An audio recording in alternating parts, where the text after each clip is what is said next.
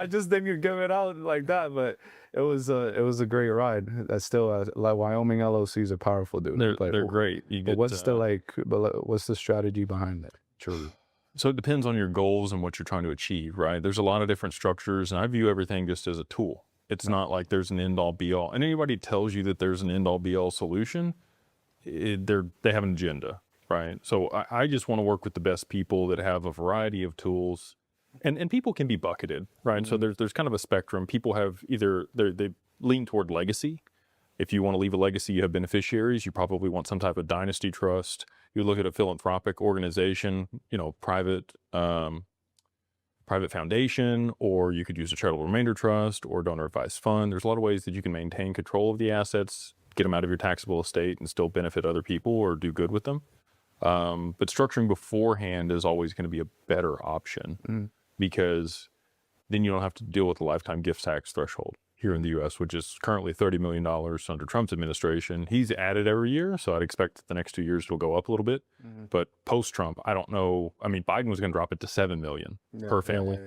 So if we get a Democratic president or there's a total regime change or whatever's going to happen in the next 2 years. Who knows? It's radical now. I mean, New York City, like, dude. Oh, dude. Come on now. What's going on? It's wild. So all that being said, either onshore, offshore, we can do stuff in the Cook Islands, we can do Isle of Man, we can do in the UAE or in Dubai, people like Switzerland. Just depends on where you want to put your assets and where you plan on living also post price appreciation. A lot of people think they're just going to go offshore and they're going to go to Puerto Rico.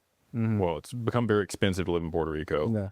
And because no taxes, they do a 4% corporate tax and no tax on everything else. The infrastructure there is horrible. And if there's a hurricane that comes through, you could be without power and water for weeks. So if you haven't built that in your own house and you have the money or means to do that, it's not so great. So a lot of people think they're going to move somewhere and it's going to be the next thing, best thing since sliced bread, or, they're going to save all this tax. But really the whole benefit of having so much money is that you get to choose where you live. The freedom of location, freedom of time. What do you think is like the biggest barrier to entry for someone to create like the structure like that?